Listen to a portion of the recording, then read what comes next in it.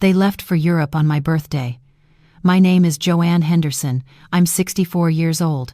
And for 12 days my daughter and her husband handed me a 2-page chore list, color-coded, time-stamped, while they boarded an $11.200 Mediterranean cruise. No birthday cake, no card, no acknowledgement. It was also my late husband's birthday, his first since he died. They asked me to feed their dog, drive their kids, clean their house. I smiled, waved goodbye from the driveway. And in that moment, standing there in front of the garage apartment where I'd been living for nearly 3 years, I made a decision. I didn't yell, didn't argue. I'm a history teacher. I taught for 35 years. I know how wars are won, not with anger, with strategy. Real quick before I tell you what happened next, subscribe if you haven't already. I want to know where you're watching from, especially if you've ever been treated like the help in your own home. If you've ever raised children who forgot you were a person, not a servant. If you've ever paid property taxes on a house you were living in a garage behind. This is how a 64-year-old black widow in Loudoun County, Virginia, taught her attorney daughter the most important lesson of her life. It's about a mother who worked as a history teacher for 35 years while secretly being turned into free childcare and housekeeping. It's about the moment a woman who owned a $1 million house was living in a 450-square-foot garage apartment. It's about a birthday that changed everything, a 2-page chore list that was the final straw, and a house sale that happened in 10 days while they were sipping wine in the Mediterranean. Let me back up. Give you the whole picture. My husband Raymond died January 15, 2022. Cancer. We'd been married 42 years. I retired from teaching 6 months later. Couldn't focus on lesson plans when every room in our house reminded me of him. The house. 5 bedrooms, 8 acres, Loudoun County, Virginia. I inherited it from my parents in 1995, raised my daughter Nicole there, taught her to ride a bike in that driveway, built her a treehouse in the oak tree out back. 2 months after Raymond died, Nicole called. She's a corporate attorney now. Works at a big DC firm, Whitfield & Associates. Makes $285,000 a year. Mom, you can't stay in that house alone. It's too much for you. I was 61. I'd been maintaining those 8 acres for 27 years. Derek and I have been talking, she continued. Her husband, pharmaceutical sales executive, makes $320,000 a year. We'll move in, help you. The twins need more space anyway. Maya and Jordan, my grandchildren, 8 years old. I'd do anything for them. Where would I go, I asked. The garage apartment. We converted it last year, remember, 450 square feet. Separate entrance. You'll have privacy. Privacy. That's what she called it. What she meant was out of sight. I moved into that garage apartment in March 2022. Told myself it was temporary. That I was helping. That this is what family does. It wasn't temporary. The master bedroom where Raymond and I slept for 27 years, where he died holding my hand, became their home office. His study, where he'd spent evenings grading papers alongside me, became Derek's man cave. Raymond's garden, the one he tended every morning before school, became the background for Derek's Instagram posts about their luxury lifestyle. I got a 450-square-foot space with one window facing the driveway. I could see their cars. Derek's $89,000 BMW with a personalized plate that said PHARMD. Nicole's Mercedes SUV, silver, always spotless. My 2015 Honda Civic looked embarrassed parked next to them. But I told myself family comes first. Raymond would want this. Then the chores started. Every morning, 6:00 a.m., my phone buzzed. Text from Derek. Color-coded schedule. 6:30. Make twins lunches. 7:00. Walk dog. 7:45. Drive Maya and Jordan to school. 3:15. Pickup. 4:00. Homework help. 5:00. Start dinner. Weekends were worse. Yard work, 8 acres. House maintenance. Babysitting while they went to parties. Parties they didn't invite me to. "Can you stay in the garage tonight, Joanne?" Derek would ask. "Not Mom, Joanne. We're hosting colleagues. It's a professional thing." I was the help in my own house. Every month I paid $13, 600 inches, property taxes divided by 12, that's $1.133 monthly. I paid utilities $450 a month. Insurance $200 a year. When the roof needed repairs, I paid. When the furnace broke, I paid. Nicole and Derek zero. No rent, no utilities, no groceries. I bought for everyone. I did the math later with help. Professional childcare 5 days a week, 48 weeks a year. That's 240 days. Going rate in Loudoun County, $131 per day.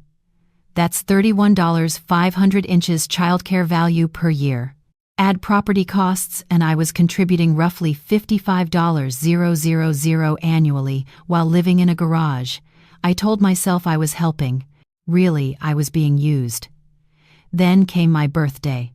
Before I tell you what happened that morning, you need to understand what I stood to lose. Money first. If this pattern continued, and Nicole made it clear she expected it to, I'd be spending $55,000 a year indefinitely. I'm 64. I could live another 20 years. That's over $1 million. But I'd been hearing things, conversations that stopped when I entered rooms, Nicole on the phone in her office, estate planning, property transfer, appropriate care facility. I knew what that meant. Assisted living.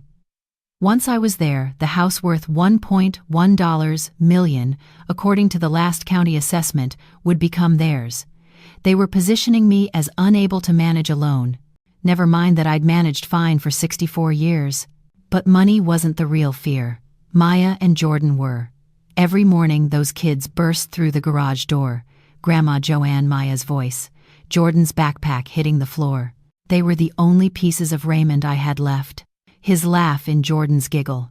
His curiosity in Maya's questions. Story time after homework. I'd teach them history through Raymond's perspective. How he'd met me at a protest in 1976. How he'd convinced me to become a teacher instead of going to law school. "Grandpa sounds cool," Maya said once. "He was the coolest. If I spoke up, set boundaries, I'd lose them." Nicole would cut off access, use them as leverage. I knew she would. But there was something I feared more than losing them. Raymond's last words to me in the hospital, January 14th, 2:22 a.m. He couldn't speak much by then, squeezed my hand. "Joanne," he whispered, "don't let them forget what matters." I thought he meant the twins. Remember him. But he was looking at me. Worried eyes. "Show Nicole," he said. "That character beats credentials." He knew. Somehow dying, he knew what was coming. I'd spent 35 years teaching teenagers to stand up to bullies, to know their worth, to set boundaries. 2,000 kids, give or take. I got letters. "Mrs. H, you changed my life. You're the reason I went to college. You taught me I mattered." And here I was, hiding in a garage, taking orders via color-coded texts, letting my daughter's husband call me Joanne instead of Mom. What message was I teaching Maya and Jordan? That dignity doesn't matter, that you let people use you if you love them, that teachers that I was worth less than attorneys and executives. I'd rather lose temporary comfort than permanent self-respect. That's what I stood to lose. Not a house, not money. My soul. The thing Raymond loved about me. The thing I'd tried to pass on to 2,000 students. That's what was at stake. And on September 22, 2024, I decided no more. September 22nd, 6:30 a.m. I woke to unusual sounds from the main house. Footsteps, rapid thuds, suitcases being dragged. I dressed, walked across the driveway, let myself in through the side door. The service entrance. That's what I use now. Kitchen lights on. Nicole on her phone. Derek checking a list. 4 pieces of Toomey luggage, black ballistic nylon. I'd seen the price tag once, $2, $400 for luggage. "Yes," Nicole said into her phone. "Car service at 8. Dulles International. Terminal B." I cleared my throat. They turned. "Oh, Joanne," Derek's voice. Not surprised. Slightly annoyed. "Good. You're here. We need to talk." Going somewhere, I asked. Last-minute opportunity, Nicole said, pocketing her phone. Derek's company booked a Mediterranean cruise for regional VPs. 12 days. He gets a +1. Today I looked at the calendar on the wall. September 22nd circled in my handwriting. Below it penciled R's birthday too. Today, Derek confirmed. Perfect timing, actually. I waited for them to say it. Happy birthday, Mom. Happy birthday, Joanne. Anything. Silence. Derek handed me papers, stapled, 2 pages. We've prepared detailed instructions, twin schedule, house tasks, color-coded for clarity. I scanned the list. Feed dog 7:00 a.m. and 5:00 p.m., walk dog 7:30 a.m. and 8:00 p.m., Maya's piano Tuesday 4:00 p.m., Jordan's dentist Thursday 2:00 p.m., soccer practice Saturday 9:00 a.m. Grocery shopping list attached. You're asking me to run your household for 12 days. You do it anyway, Derek said. We're just making it official. On my birthday. Nicole looked confused. Is it? She checked her phone.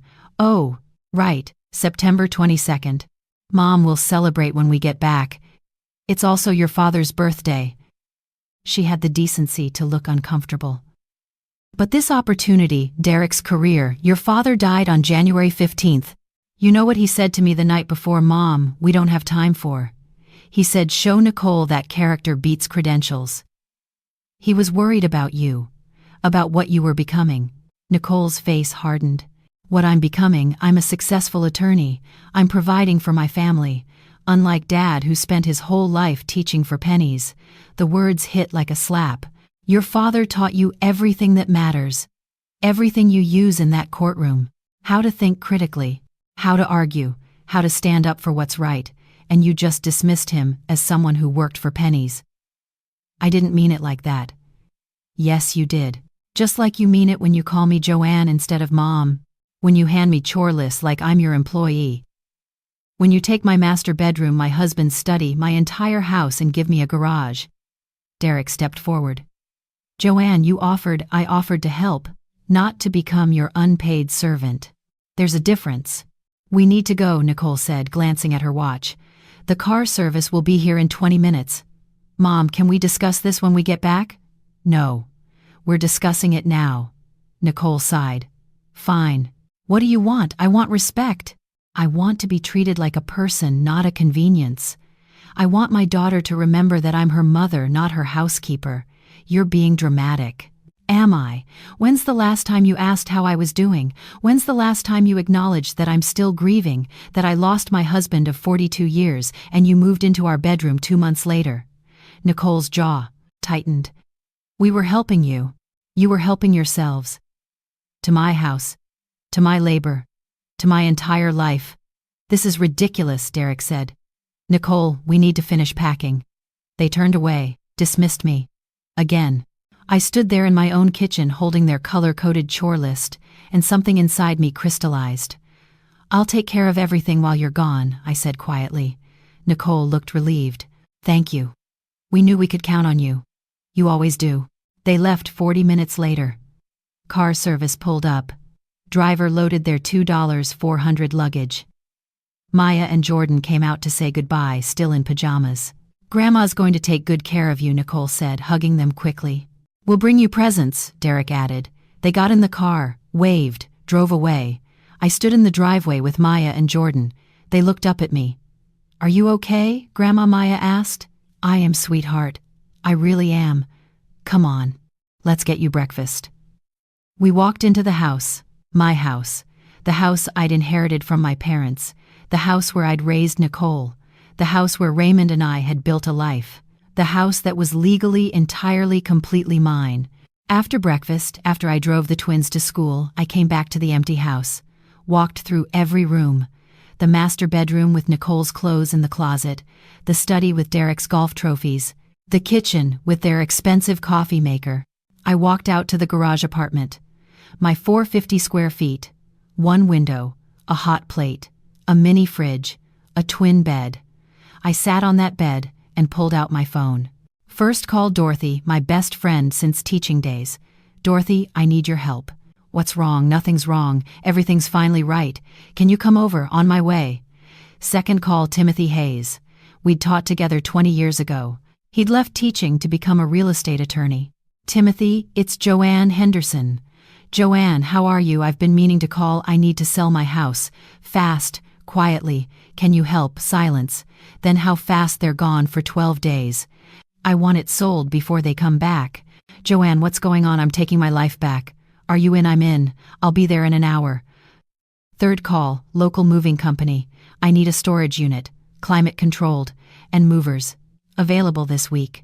How much are we moving? Just my things, personal belongings, furniture from a garage apartment, 1 bedroom's worth. We can do that.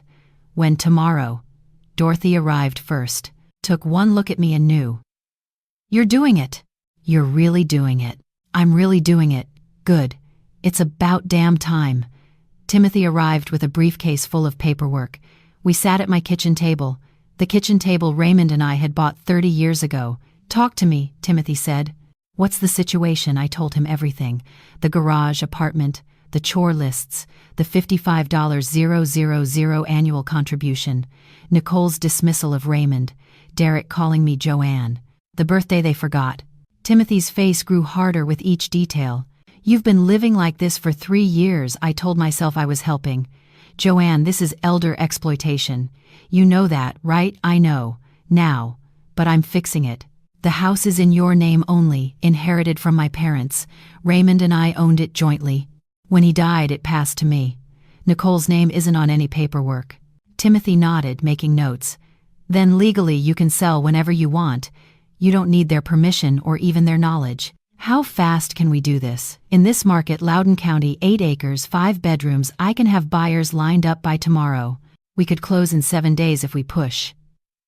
Push. Dorothy leaned forward. Where will you go? I've been looking at townhouses. Something smaller. Something mine.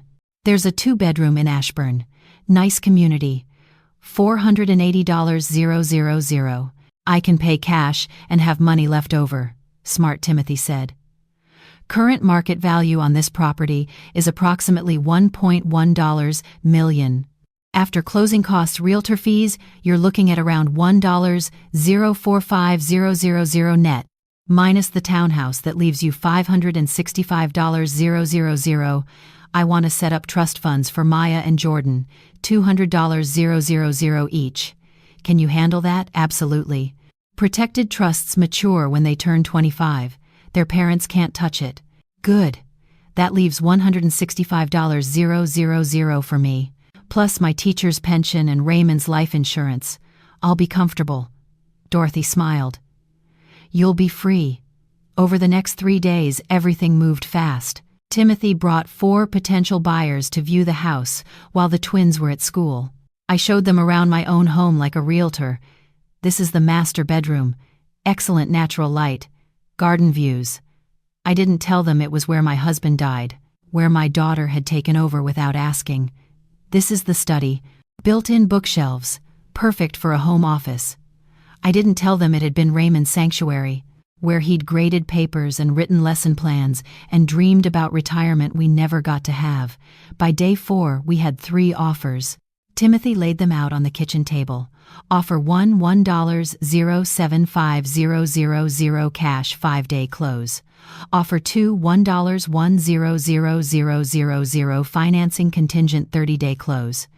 Offer 3, $1,095,000 cash 7-day close. Offer 1, the fastest. You're sure it's $20,000 less than offer 2? I'm sure. Speed matters more than money. We signed paperwork that afternoon.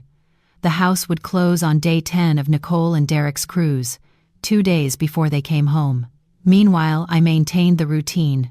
Drove Maya and Jordan to school, helped with homework, made dinners, walked the dog, but everything felt different, lighter, like I was already free. Maya noticed. Grandma, you seem happy. I'm sweetheart. Are you not sad about Grandpa anymore? I'll always miss Grandpa, but I think he'd want me to be happy, and I'm working on that. On day 6, the movers came. We'd told Maya and Jordan I was reorganizing. They watched as men carried boxes from the garage apartment to a truck. "Where's it going?" Jordan asked. "Just to storage for now. Grandma's making some changes." That night I found Raymond's letter, the one he'd written to Nicole before he died, the one she'd hidden in the back of her desk drawer in what used to be his study. I'd found it 2 months ago while looking for stamps. Never told her I'd seen it. I opened it now, reading his handwriting. "My dearest Nicole, if you're reading this, I'm gone. I want you to know how proud I am of you. You've accomplished so much, but I'm worried about something. Success isn't measured in salary or status, it's measured in how you treat people when no one's watching. In whether you remember where you came from. In whether you honor the people who got you there. Your mother and I didn't become teachers for the money. We did it because we believed in shaping futures, in making a difference, in showing young people their worth. I see you pulling away from those values. I see you measuring everything by what it costs, instead of what it means. I see you treating your mother like she's less than you because she chose a different path. Character beats credentials, Nicole. Every time. A person with character and no degree will always matter more than a person with every degree and no character. Take care of your mother, not because it's convenient, because she's your mother, because she gave you everything, because she deserves respect, not just obligation.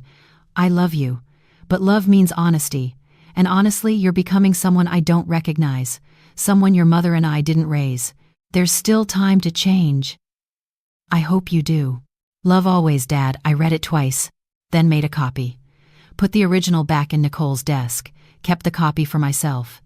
Raymond had known, he'd tried to warn her. On day 8, I did something I hadn't done in 3 years. I walked through the master bedroom, Raymond's old space, and gathered everything that was mine. Photos of us from the walls. His favorite sweater I'd kept, the quilt his mother made us, books we'd read together, small things, memory things. I packed them carefully. Added them to my storage unit. The house was starting to feel empty. Not sad empty, cleansed empty. On day 9, Timothy called. "We close tomorrow, 10:00 a.m. My office. You ready? More ready than I've been for anything in 3 years. Joanne, I have to ask. Have you thought about Nicole and Derek's reaction every minute? And they'll be angry, shocked. Probably threaten legal action. But Timothy, here's the thing. I'm done being afraid of my daughter's anger. I'm done managing her emotions. I'm done sacrificing myself to keep peace.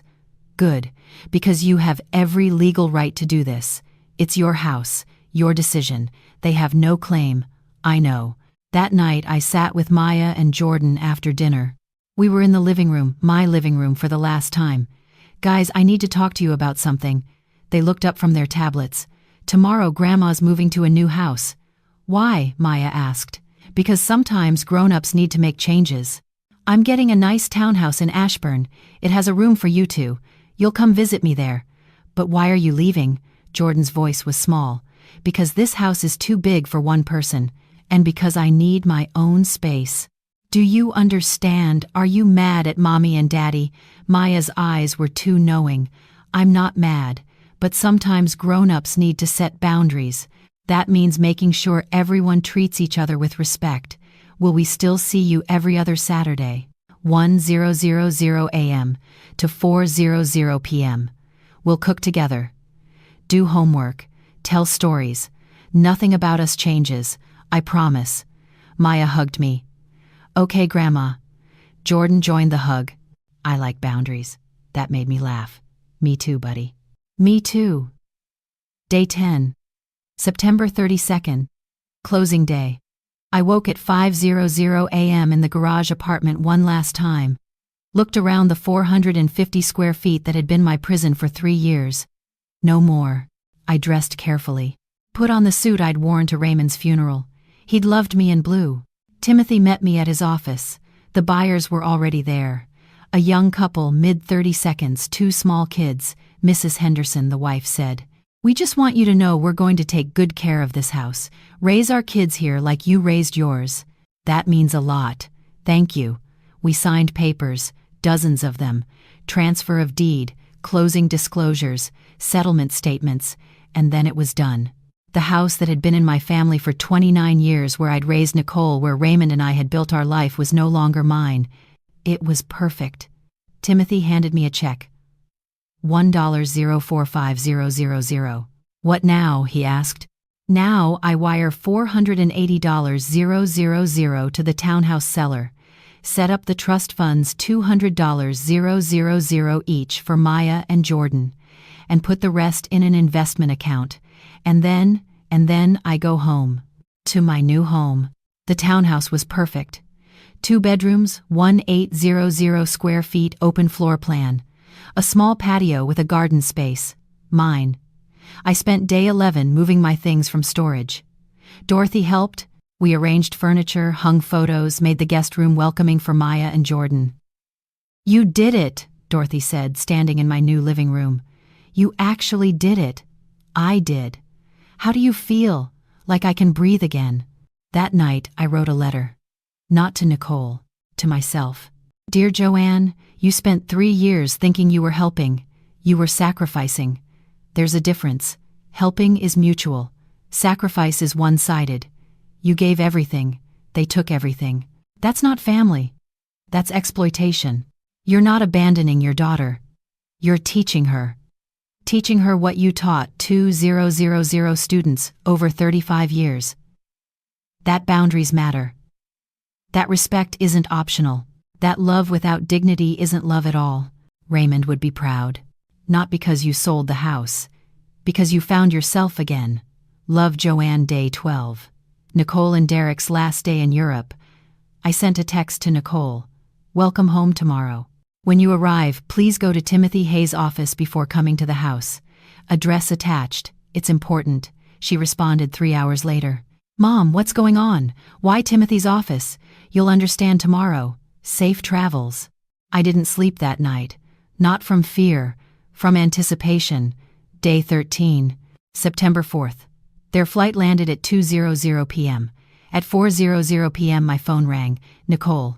Mom, we're at Timothy's office. He's saying something insane about the house being sold.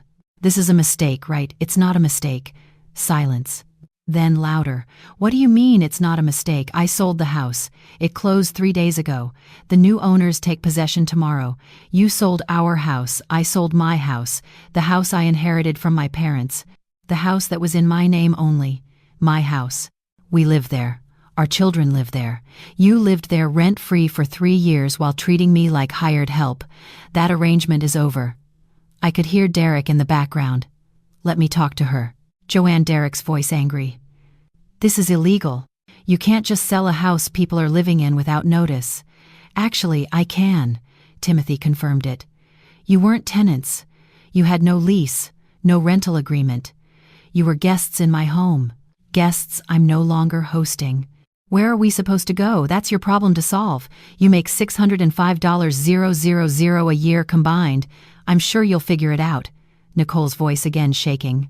How could you do this, while we were gone, the same way you took over my house while I was grieving, the same way you put me in a garage and never asked if I was okay, the same way you forgot my birthday, forgot your father's birthday, and got on a plane to Europe with a color-coded chore list.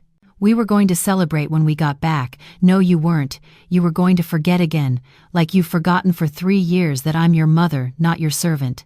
This is about respect, Derek's voice disbelieving. You sold $1 million house over respect, yes, because respect is worth more than any house. What about Maya and Jordan? Nicole's voice cracked. You're taking away their home. I set up trust funds for them. $200, 000. Each managed by Timothy matures when they turn 25. For college, for starting their lives. That's more than you ever planned to give them. You had no right, I had every right. It was my money, my house, my decision. Where are you? Nicole demanded. I'm at my new townhouse, in Ashburn, but you're not welcome here yet. Not welcome. I'm your daughter. You're my daughter who spent 3 years treating me like I didn't matter. Who moved into the bedroom where your father died? Who took his study, his garden, his entire legacy, and turned it into Instagram backgrounds? Mom, that's not fair. Fair? You want to talk about fair? Let me tell you what's fair. I paid $13,600 a year in property taxes on that house. $5, 400 inches utilities. $2, 200 inches insurance. I provided $31,500 worth of childcare annually. I contributed $55,000 every year while living in a garage. For 3 years, that's $165,000 I gave you. And you forgot my birthday. Silence. I'm not doing this anymore, I continued.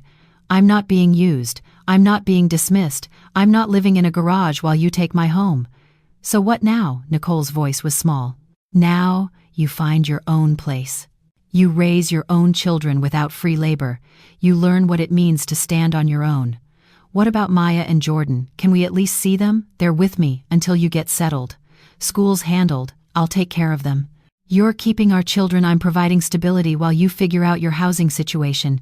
You left them with me for 12 days without thinking twice. What's a few more? This is kidnapping. This is grandparenting. The same thing I've been doing for 3 years. The difference is now I'm doing it in my own home, on my own terms. Derek's voice cold.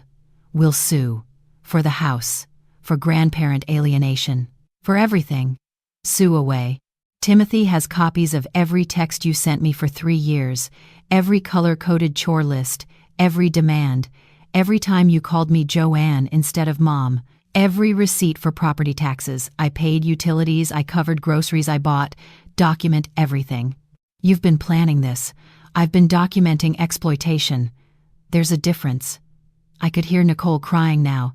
Not manipulative crying, real crying. Mom, please, we can fix this. We can do better. You can do better. In your own home, with your own responsibilities.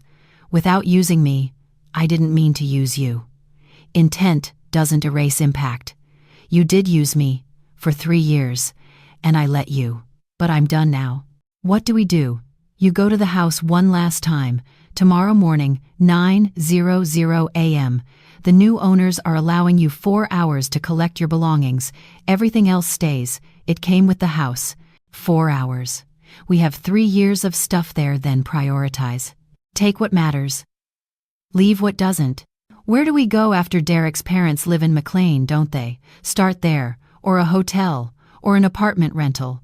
You're both successful professionals. You'll figure it out. When can we see Maya and Jordan? This Saturday. 1:00 a.m. My townhouse. I'll text you the address. You'll visit for 6 hours. Then we'll establish a regular schedule. A schedule. They're our children. And I'm their grandmother who's been their primary caregiver for 3 years. We're going to do this properly now. With boundaries. With respect. With agreements in writing. You can't do this. I already did. The papers are signed. The house is sold. The trust funds are established. The townhouse is mine. It's done, Nicole. More crying. Then quietly, I can't believe you did this. I can't believe it took me 3 years. I hung up. Dorothy, who'd been sitting with me through the call, let out a breath. That was intense. That was necessary. How do you feel? Powerful. For the first time in 3 years, I feel powerful. My phone buzzed. A text from Nicole. Maya and Jordan need their things. Clothes, toys, school supplies. I replied. Already packed. 2 suitcases each in the garage apartment. Take them tomorrow when you get your things. Another text. Did you plan all of this? Yes. For how long? Since the moment you handed me a chore list and forgot my birthday. No response. That night, Maya and Jordan were quiet at dinner. They'd overheard parts of my phone conversation with Nicole. Are Mommy and Daddy mad? Maya asked. They're surprised. Sometimes when grown-ups are surprised, it feels like being mad. Are we in trouble? Jordan's eyes were worried. No, sweetheart, you're not in trouble. None of this is about you. But we can't go home. That house isn't home anymore. But you know what? You have 2 homes now. You'll have one with Mommy and Daddy wherever they decide to live. And you have one here with me. I like it here, Maya said quietly. Your new house is cozy. It is, isn't it? And look, you have your own room. I put up your drawings. Your stuffed animals are on the bed. Jordan looked around. It smells like Grandpa's cookies. That's because I'm baking them. Want to help me finish? They did. We spent the evening in my small kitchen measuring flour, cracking eggs, telling stories about Raymond. Grandpa would say, "This is perfect," Maya said, biting into a warm cookie. He would. He'd also say, "I did the right thing." Did you? Jordan asked. I think so. Sometimes doing the right thing feels hard at first, but then it feels like freedom. The next morning I dropped Maya and Jordan at school, then drove to the old house. I had to see it one more time. Nicole's Mercedes was in the driveway. Derek's BMW. A moving truck. I parked on the street. Watched from a distance. They were frantic, running in and out, arms full of clothes, electronics, boxes hastily packed. 4 hours to collect 3 years of life.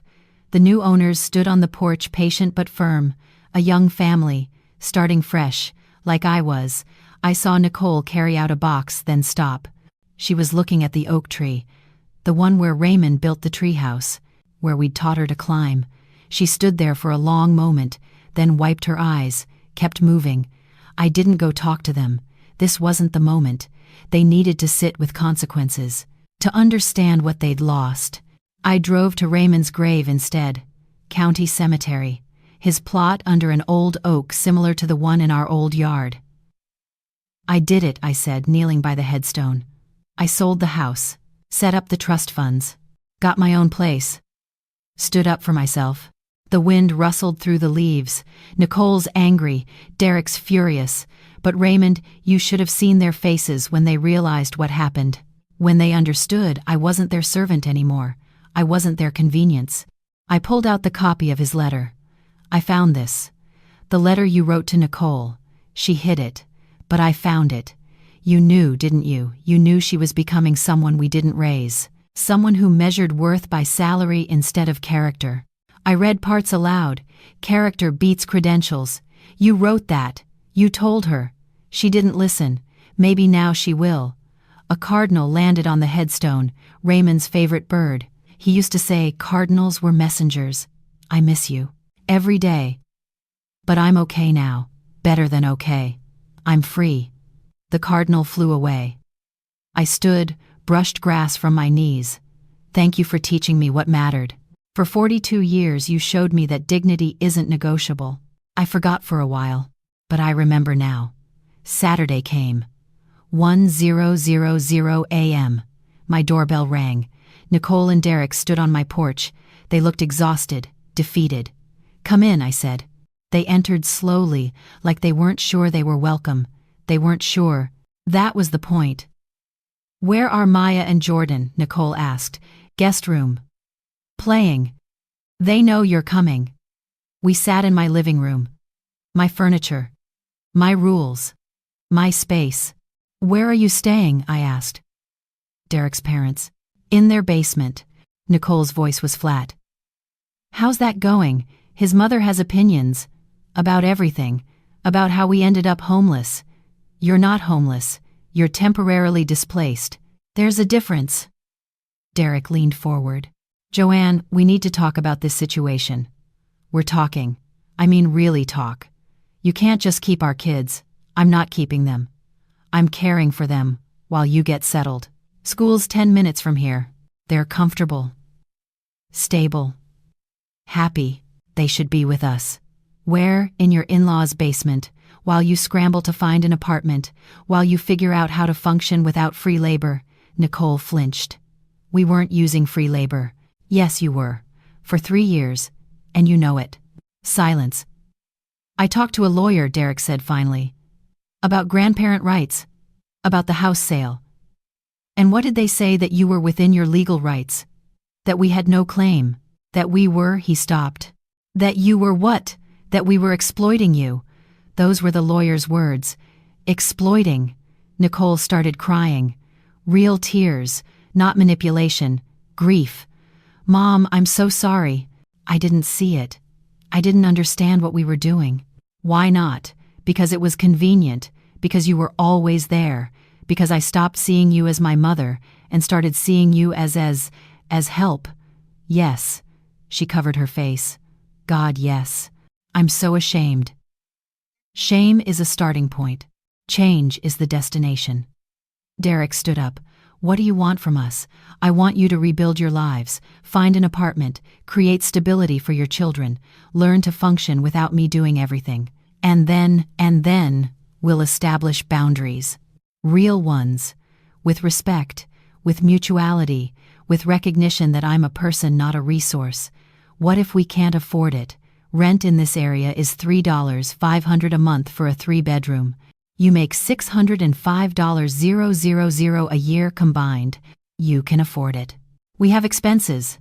Then adjust your expenses. Sell the BMW, cancel the country club, cut the lifestyle you were funding with my labor. Nicole looked up. You're really not going to help us. I'm helping Maya and Jordan. I'm helping you learn. But I'm not rescuing you. There's a difference.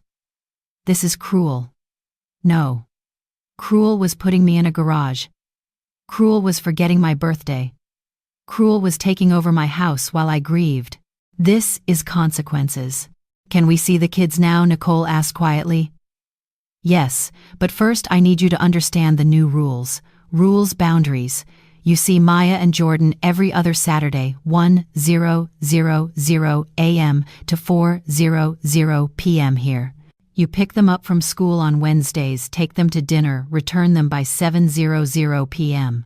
Once you have stable housing, we'll reassess custody arrangements. Custody arrangements. There are children, and I've been their primary caregiver for 3 years. We're going to transition this properly, gradually, with their well-being as priority. Derek's jaw tightened. You can't dictate terms like this. I can. And I am. You want more time. Prove you're stable. Prove you can handle parenting without my labor. Prove you've changed. How long will that take? As long as it takes. This isn't punishment. It's protection. For them and for me. Nicole wiped her eyes.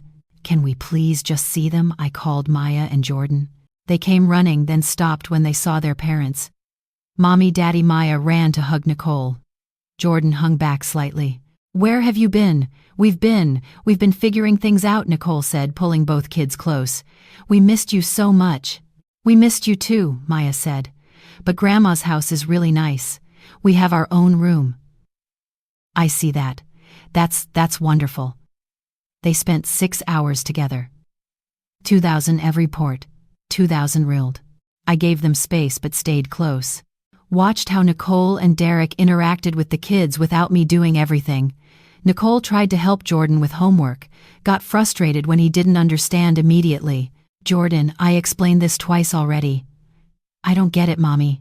Just try harder. I stepped in. Jordan, remember how Grandpa taught you? Break it into small steps, one at a time. Oh yeah. His face brightened. He worked through it. Nicole watched. That's how you do it, she asked. That's how Raymond did it. That's how I've been doing it for 3 years. I didn't know. Because you never asked. You just assumed I'd handle it. At 4:00 p.m., Nicole and Derek prepared to leave. Maya clung to Nicole. Can't we come with you? Not yet, sweetheart. You're staying with Grandma a little longer. Why? Because Mommy and Daddy need to get our new house ready first. But we'll see you Wednesday. Dinner just us? Okay. They left. The kids were quiet that evening. Do you think they're sad? Maya asked at bedtime. I think they're learning. And learning sometimes feels like sadness. Are you still mad at them? I'm not mad. I'm teaching them. The same way I taught you that boundaries are important. Remember, I remember. You said boundaries mean making sure everyone treats each other with respect. Exactly. And Mommy and Daddy are learning that now. 2 weeks passed. Nicole and Derek found an apartment.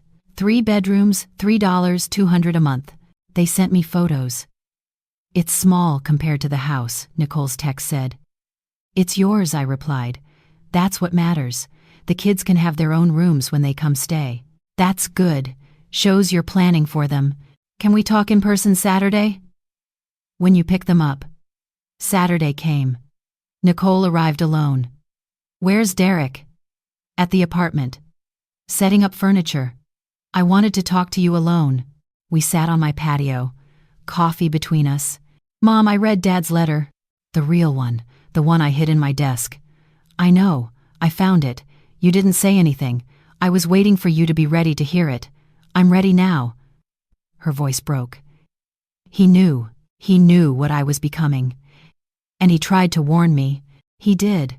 He said character beats credentials, that I was measuring everything wrong, that I was treating you like you were less than me. You were. I know. Tears fell. Mom, I'm so sorry. Not just for the house. For everything. For moving into your bedroom 2 months after Dad died. For taking his study. For treating you like hired help. For calling you Joanne. For forgetting your birthday. For forgetting who you are. Who am I? You're the woman who taught for 35 years. Who shaped 2,000 kids' lives. Who raised me to stand up for myself, then let me walk all over you. Who loved Dad for 42 years and grieved alone while I took your home.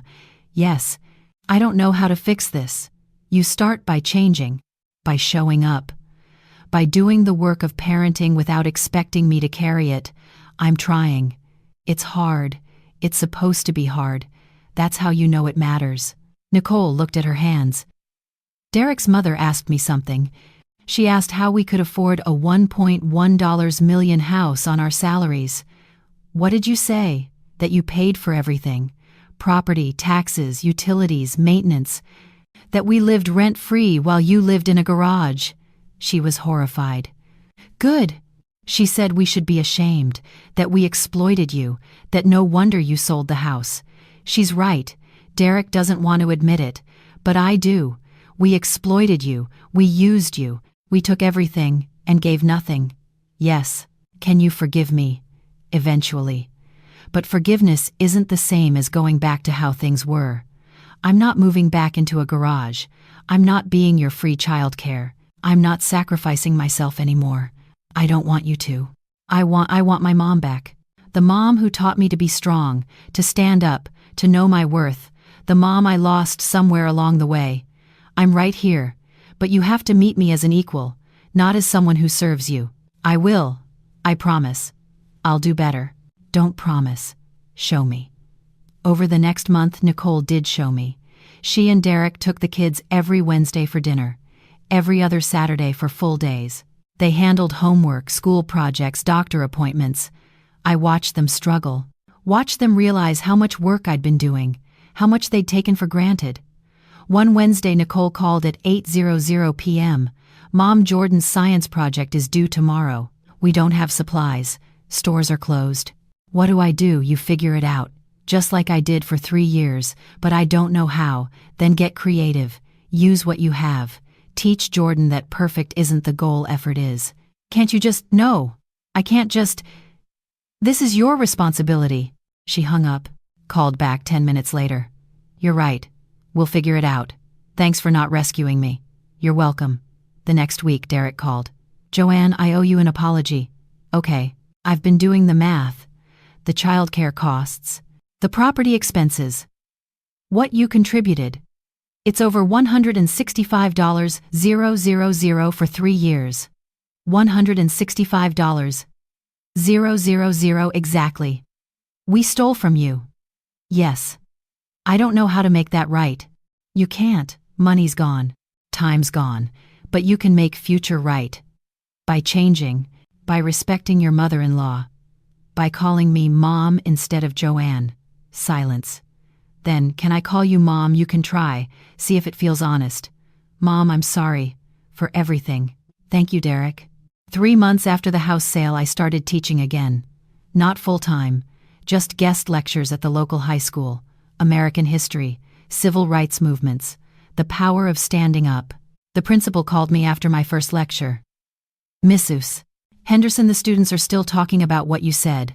About dignity. About boundaries. Can you come back next week? I'd love to. Teaching felt like coming home. Like finding the part of myself I'd lost in that garage apartment. After one lecture, a student approached. 16 years old. Shy. Mrs. Henderson, my grandmother, lives with us. My parents treat her like she's in the way. What you did, selling your house, that took guts. Tell your grandmother something for me. What tell her worth isn't determined by who recognizes it. Tell her she has choices. Tell her I said so. The student's eyes filled. I will. Thank you. Word spread. Parents heard about the teacher who sold her house to reclaim her dignity. Local newspaper called. We'd like to do a story. About elder exploitation. About standing up for yourself. Would you be willing? I thought about it. Thought about Nicole's reaction. Then thought about all the other grandmothers living in garages, taking orders, losing themselves. Yes, I'll do it. The article ran on a Sunday. Front page of the local section. Retired teacher sells home to escape family exploitation. How one woman reclaimed her life at 64. It detailed everything: the garage apartment, the chore lists, the $165,000 contribution, the forgotten birthday, the house sale. Nicole called panicked. "Mom, everyone's reading this. People at my firm are asking questions. Derek's boss mentioned it. This is humiliating." Is it the article that's humiliating? Or what you did? People are judging us. People are understanding what happened. There's a difference. Can you make them retract it? No. And I wouldn't if I could. This story needs to be told. Why? To embarrass us, to help other people. I've gotten 40 emails, Nicole. 40. From grandparents living similar situations. People who didn't know they could say no. People who thought they had to accept being used. So our family drama is helping strangers. Yes, that's exactly what it's doing. She hung up. But 2 hours later she texted, "I read it again. You're right. I'm sorry." Dorothy and I started a support group. Every Tuesday evening. Community center. Grandparents setting boundaries. First meeting, 8 people showed up. All with similar stories. Living in basements. Providing free childcare. Paying bills. Being dismissed. "I thought I was helping," one woman said. "Turns out I was enabling." "How do you tell the difference?" another asked. "Helping is mutual," I said. "Enabling is one-sided. Helping builds people up. Enabling keeps them dependent. Helping includes gratitude. Enabling includes entitlement." By week 4 we had 25 people. By week 8 the community center gave us a bigger room. "You're starting a movement," Dorothy said. "I'm just telling the truth. The truth is powerful." One Tuesday Nicole showed up, sat in the back, listened. I saw her but didn't acknowledge her. Let her hear other people's stories. Let her understand she wasn't unique. That what she'd done had a name: exploitation. After the meeting she waited until everyone left. "Can we talk?" Of course. Hearing those stories I saw myself in all of them. The entitled daughter. The one who took everything and gave nothing. The one who thought her parents' love meant unlimited service. And I'm ashamed, but more than that, I'm committed to changing. Actually changing. What does that look like? Derek and I talked. We want to formalize things. Custody schedule in writing. Boundaries in writing. Expectations clear. So there's no confusion. No slipping back. I'd like that. And Mom, we want to pay you back. The $165,000. It'll take time, but we want to make it right. Keep your money. Invested in Maya and Jordan's futures. That's payment enough. Are you sure? I'm sure. What I want is respect. Relationship, recognition, not reimbursement. She nodded. Can I come to these meetings sometimes? To keep myself accountable? You can. 4 months after the house sale, Thanksgiving approached. Nicole called, "Mom, will you have Thanksgiving with us?" At our apartment. "I know it's small, but I want us together. I want to cook for you. Please." I thought about last Thanksgiving. In the garage apartment. Making dinner for everyone while they watched football in my living room. Being called to serve, then sent back to the garage. "Yes, I'll come." "Really, really. But I'm bringing pie. Raymond's recipe. The one he always made. I'd love that." Thanksgiving Day I arrived at their apartment. Small but clean. Thoughtfully decorated. The table was set for 6. Grandma Maya and Jordan ran to hug me. "Look what we made." Maya showed me a handmade place card. "Grandma Joanne, you sit at the head of the table, not the kitchen, not the garage, the head." Nicole cooked. Derek helped. They worked together, a team, while I played with Maya and Jordan. "Mom, can you check the turkey?" Nicole called. "I'm not sure it's done." "Use the thermometer. 165 degrees. You've got this." "Right. Okay. I can do this." She could, and she did. We sat down to eat. Nicole raised her glass. "I want to make a toast. To Mom. To the woman who taught me everything important, then taught me the hardest lesson of all. That love requires respect. That family means boundaries. That character beats credentials every time. To Grandma, Maya said. To Mom, Derek added quietly. We clinked glasses. Ate the meal Nicole made. It wasn't perfect.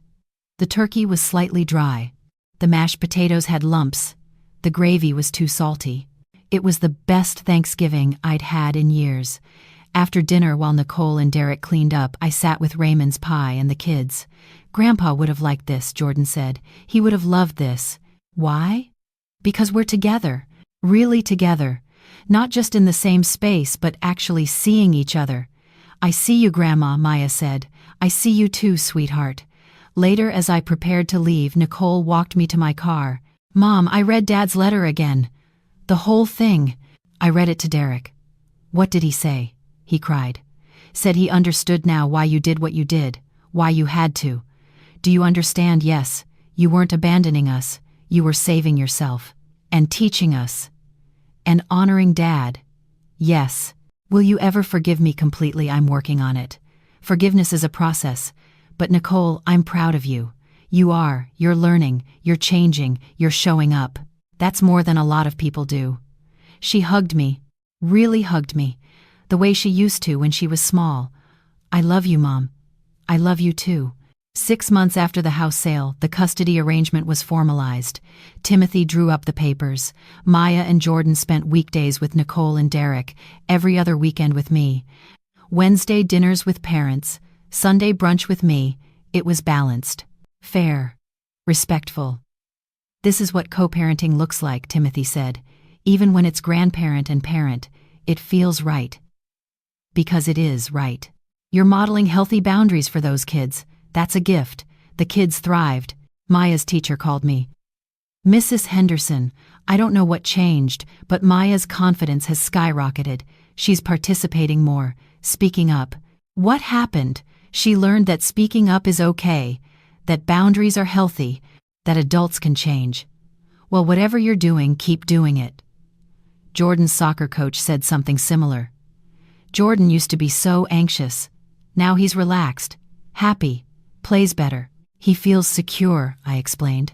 Security comes from consistency, from knowing what to expect. One Sunday, Jordan asked Grandma, why did you sell the house? Because I needed to take care of myself. And sometimes, taking care of yourself means making hard choices. Like when I quit baseball because it wasn't fun anymore, exactly like that. Was living in the garage not fun? It wasn't. It made me forget who I was. Do you remember now? I do. I'm Mrs. Henderson. History teacher. Your grandpa's wife. Your grandma. A person who deserves respect. I respect you, Grandma. I know you do, buddy. And that means everything. Nicole's transformation continued. She started therapy, individual sessions, then couples with Derek.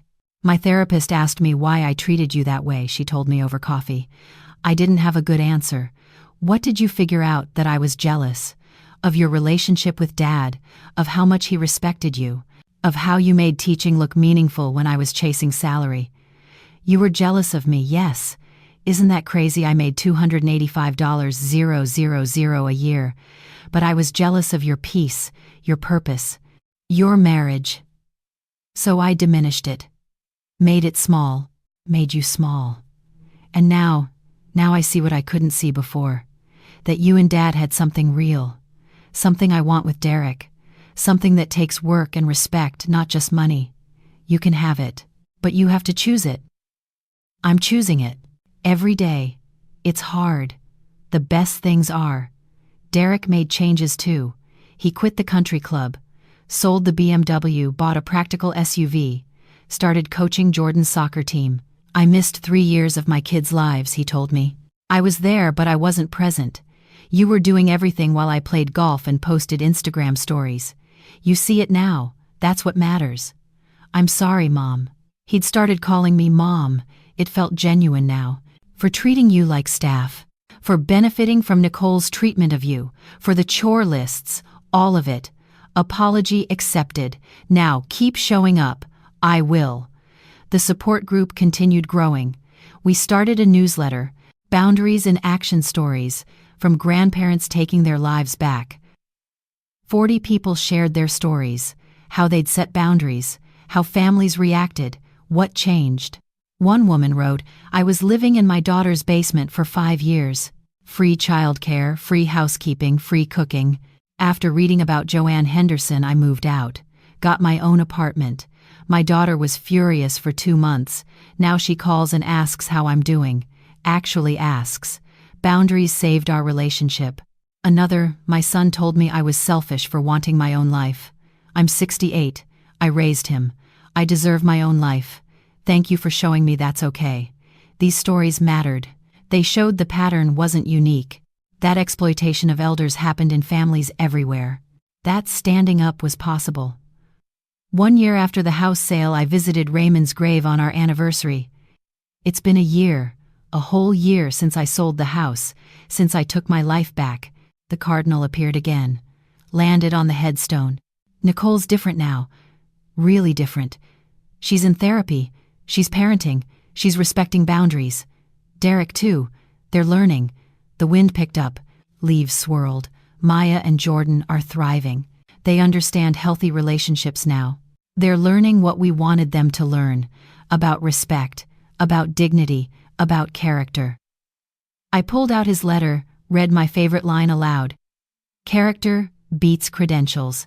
You were right, Raymond. You were always right." The cardinal flew to a nearby branch, stayed close. "I'm teaching again. Just guest lectures, but it feels like purpose, like I'm doing what I'm meant to do. And Raymond, I'm happy. For the first time since you died, I'm genuinely happy. Not just surviving, actually living. I kept my promise. I didn't let them forget what matters.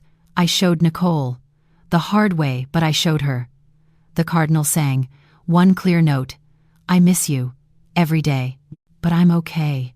We're okay. All of us." I stood, touched the headstone. "Thank you for loving me for 42 years.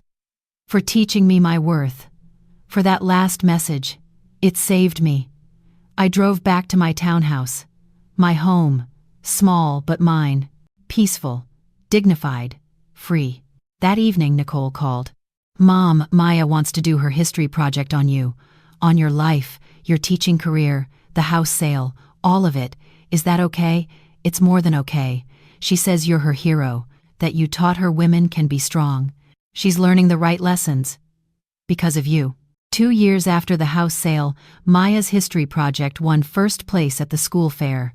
The power of boundaries, how my grandmother taught me about dignity. I stood in the gymnasium looking at her poster board, photos of Raymond and me from our teaching days. A timeline of events, quotes from the newspaper article, her own reflections. My grandmother lived in a garage for 3 years while my parents lived in her house. She paid all the bills and took care of us while they forgot to say thank you. Then one day she decided she mattered. She sold the house and moved into her own place. My parents were mad at first, but Grandma taught them an important lesson. Love isn't the same as letting people use you. Real love includes respect. This project is about how one brave woman changed our whole family. I read it 3 times, tears falling. Maya ran up to me. "Grandma, did you see I won? I saw, sweetheart. I'm so proud of you." I told your story. "Is that okay?" "It's more than okay. It's perfect." Nicole and Derek stood behind her, smiling. Genuine smiles. "She interviewed us," Nicole said. "Asked hard questions about what we did, how we treated you, why we changed. What did you tell her the truth? That we were wrong, that we exploited you, that you taught us the most important lesson by refusing to accept it anymore. And now," I asked, "now we're better. Not perfect, but better. And we're grateful." Derek nodded. "The kids understand boundaries because you modeled them. That's a gift we couldn't have given them ourselves." That night, the whole family came to my townhouse for dinner. Nicole cooked. Derek set the table. The kids helped with dessert. We sat together, all 6 of us, in my small dining room. "I want to say something," Nicole announced. "It's been 2 years since you sold the house. 2 years since you changed our lives. You changed your own lives. No. You changed them. By refusing to be small. By demanding respect. By showing us what we'd become. She pulled out a folded paper. "I wrote this for you. I've been working on it in therapy," she read aloud. "Mom, for 3 years I forgot you were a person. I saw you as a resource, a convenience, someone who existed to make my life easier. I took your home, your labor, your dignity. I took everything and gave nothing. I forgot that you raised me, that you taught me everything I know, that you and Dad sacrificed for decades so I could have opportunities. I forgot that teachers shape the world in ways attorneys never will, that character beats credentials, that love requires respect. I'm sorry. Those words feel insufficient, but they're all I have. Thank you for loving me enough to teach me the hardest lesson. Thank you for refusing to accept mistreatment. Thank you for showing Maya and Jordan what strength looks like. I'm becoming the daughter you and Dad raised. Finally, it took losing a house and 2 years of therapy, but I'm getting there. I love you, not because you're useful, but because you're you, Mom." By the end, we were all crying, even Derek. "I love you too," I said. "All of you. And I'm proud of the family we're becoming. We're not who we were," Nicole said. "No, you're better." Maya raised her juice glass. "To Grandma, the bravest person I know." We toasted, ate dinner, told stories, laughed, really laughed. After they left, I stood in my living room, my space, my peace, my life. I thought about the woman I'd been 2 years ago, living in a garage, taking orders, forgetting herself. I thought about Raymond's words. Show Nicole that character beats credentials. I'd shown her, the hard way, the necessary way. My phone buzzed, a text from one of the support group members. "Joanne, I did it. I moved out of my son's basement. Got my own place." He's angry. "But I'm free. Thank you for showing me it's possible." I replied, "You did this. You chose yourself. I'm proud of you." Another text from a different member. "My daughter apologized today. Really apologized. Said she didn't realize what she was doing. Your story started a conversation. Thank you." These messages came weekly now. People reclaiming their lives, setting boundaries, teaching their families. One movement, started by one woman, who refused to stay small. I walked onto my patio. The garden I'd planted was blooming.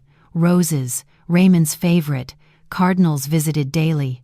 I was 66 now, 2 years older than when this started, 2 years wiser, 2 years freer. I'd lost a house, gained a life. I'd lost comfort, gained respect.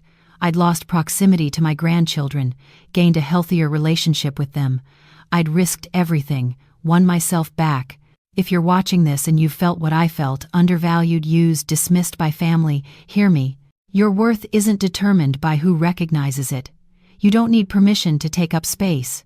You don't need approval to set boundaries. You don't need agreement to choose yourself. Standing up for yourself isn't selfish. It's survival.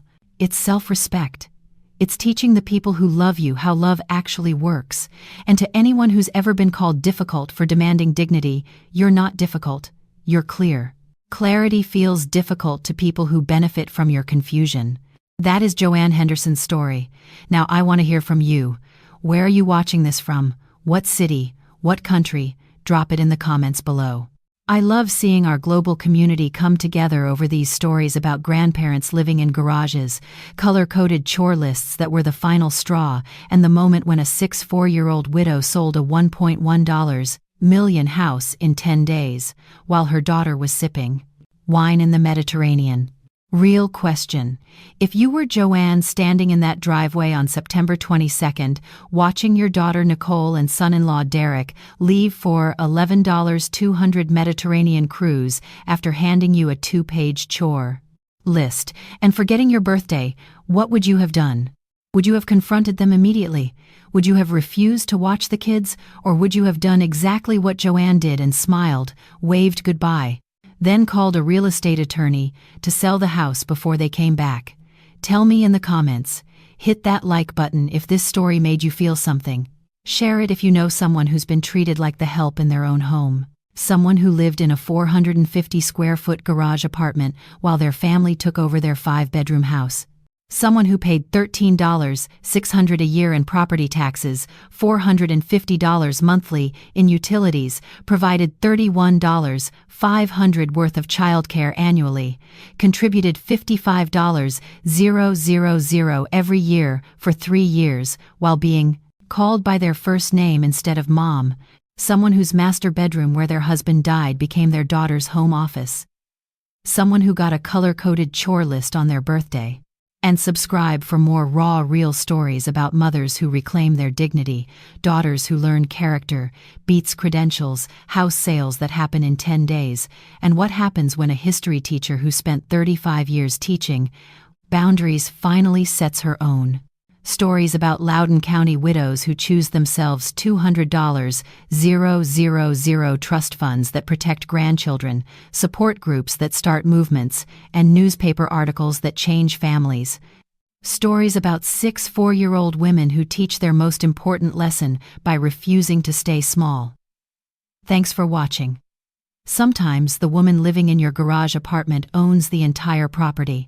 Sometimes a forgotten birthday is the catalyst for freedom. Sometimes the best way to teach your attorney daughter about respect is to sell her house while she's on vacation. Sometimes losing a $1.1 million house means gaining your soul back.